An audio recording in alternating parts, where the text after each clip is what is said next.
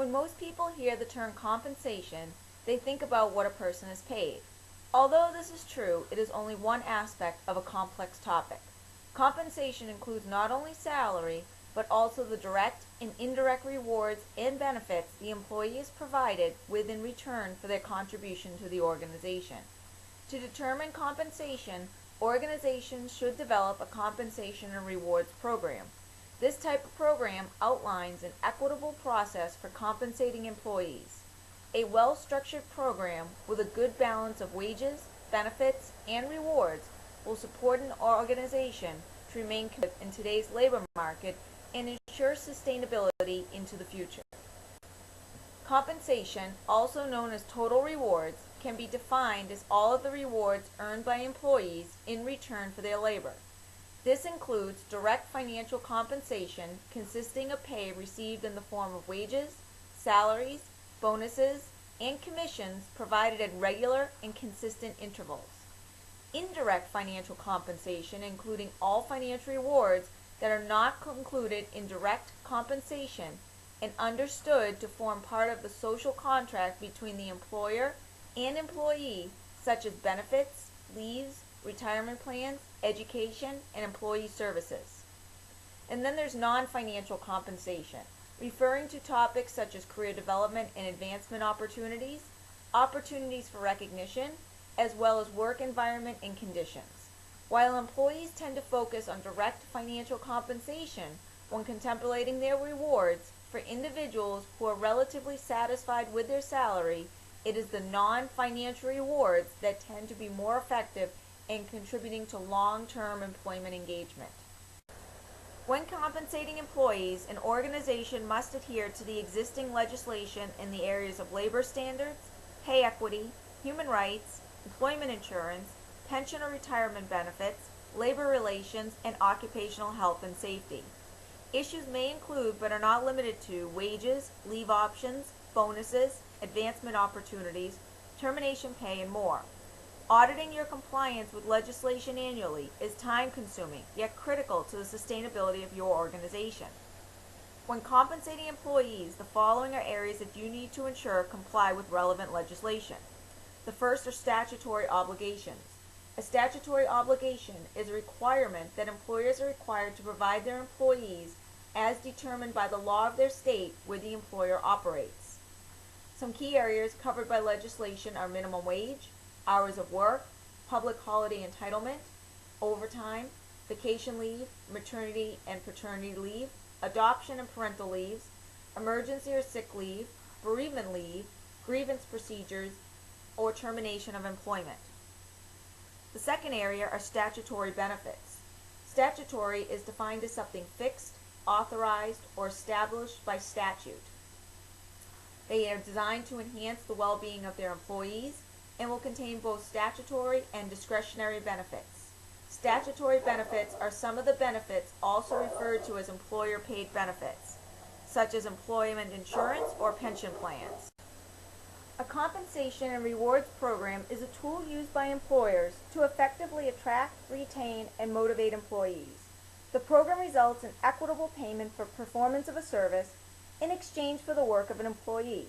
The following are the elements an organization considers when developing a compensation and rewards program: the compensation philosophy, equity, and compensation components.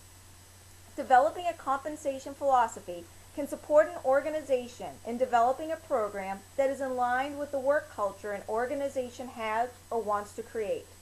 A compensation philosophy is developed to guide the design and complexity of your compensation programs.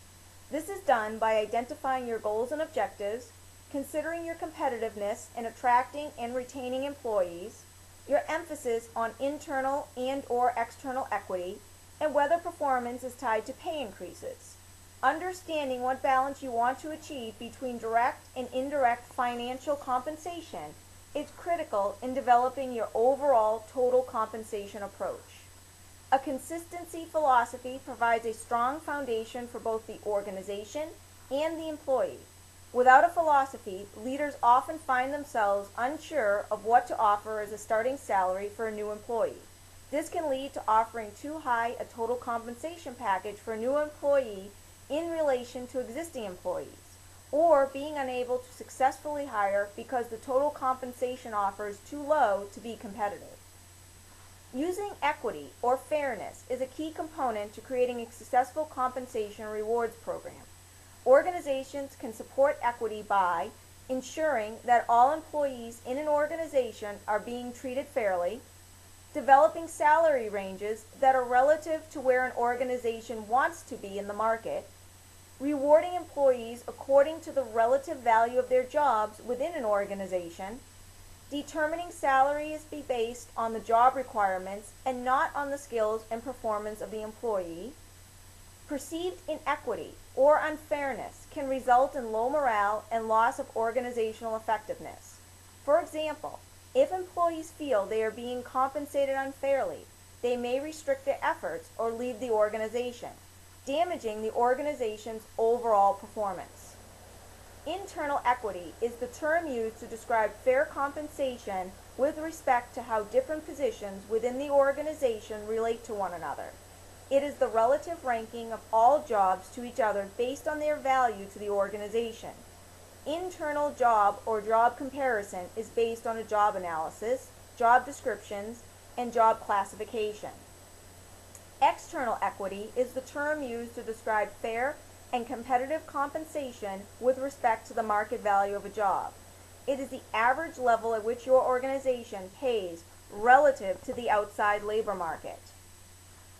The use of salary surveys is critical in your ability to determine if your compensation and benefits are comparable to similar roles in your organization. It is important to ensure that the key responsibilities and goals of the roles being compared are similar, as is the sector the organization is aligned with. Employee equity refers to fairness in compensation among employees in the same job or whose positions are classified in the same grade level. This does not mean that all employees are paid the same. It means that they are paid fairly in relation to other staff in the same role. Differences in salary may be based on job-required education, relevant experience, years in service in the job, starting salary, or responsibility level. Pay equity is the difference in pay between males and females. At first, pay equity meant equal pay for equal work, the premise that individuals should be paid the same wage for the same kind of work, regardless of gender. The concept later evolved to equal pay for work of equal value. Women and men must receive equal pay when they are doing substantially the same kind of work, requiring the same skill, effort, and responsibility performed under similar working conditions in the same establishment. Once the overarching compensation philosophy has been aligned with your strategic plan and organizational culture, the next step is to determine the optimal mix of the various components of the compensation program, and those will include wages and salaries, direct and indirect benefits. When determining what your organization will pay for wages and salaries, it is important to understand the economic conditions of the region in which you function, the volume of potential employees, and the legislative requirements in place. When determining what to pay, first consideration is placement of the role organizationally, which can be determined through job evaluation and/or classification. The second consideration is the job-relevant skills and the experience the applicant has. There are many situations in which you will be faced with deciding what to pay an employee, such as a new hire, an existing employee due for an increase, an existing employee moving into a new role, a valuable employee who is considering leaving because of compensation, market conditions, or someone with a scarce skill. It is important to ensure that the approach taken is guided by the compensation philosophy and is applied consistently. Ensuring that established guidelines are followed will prevent offering a compensation package so tailored to a person that the organization is jeopardized by having too heavy a financial burden, or that flexible arrangements actually hindering the critical work from being completed. It takes a carefully crafted balance between the organizational needs and individual considerations to arrive at the optimal compensation structure. Job descriptions define the requirements and responsibilities of a job that has been created to meet an organizational need. Job descriptions are an important element of your organization's overall compensation philosophy when they are used to develop a consistent salary structure based on the relative level of duties, responsibility, and qualifications of each position in the organization. Conducting an analysis of each job by group or department to determine which tasks are being done and by who will help both in determining if you have the most effective alignment of tasks to roles and in developing your job descriptions. This is important as compensation structures are built based on the level of skill and experience required for a certain role to perform core functions. Should you find inconsistencies or inefficiencies, you should conduct a review to evaluate the appropriateness of the task assigned to the role. From there, you determine if the job description and associated compensation warrants changing or not. Job evaluation is the process for assessing the relative worth of jobs within an organization. Paying fairly based on internal relative worth is called internal equity. A comprehensive analysis of each position's tasks, responsibilities, knowledge, and skill requirements is used to assess the value to the employer of the work performed and provide an internal ranking of the jobs. Job evaluation is a measurement of the internal relativity of the position and not the incumbent in the position. Job evaluation can be used independently, although it is usually part of a compensation system designed to provide appropriate salary ranges for all positions. This process will ensure an equitable and defensible compensation structure which compensates employees fairly for job value. Pay structures are helpful when standardizing your organization's compensation practices as they reflect the grouping of jobs based on relative worth. Typical pay structures can have several grades of levels, career bands, or job families with each having a minimum or maximum salary associated. These could be identified by hourly wages or annual salaries. A number of levels may exist for a role or types of roles linked together, and for each a dollar value would be associated. Creation of pay structures are based on internal or external data. The most basic salary structure is one in which each job class is a level with a single salary for all incumbents within the level. This is seen as somewhat limited as employees or potential employees come with a variety of experience and skills and therefore should not all be compensated at the same rate. An alternative to the basic salary structure is to incorporate salary ranges for each of the different job levels.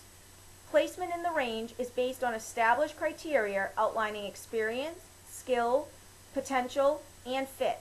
The scale is usually created by evaluating the market comparative data. However, the placement of the person in the salary range is usually based on their skill and ability against other employees in the same role.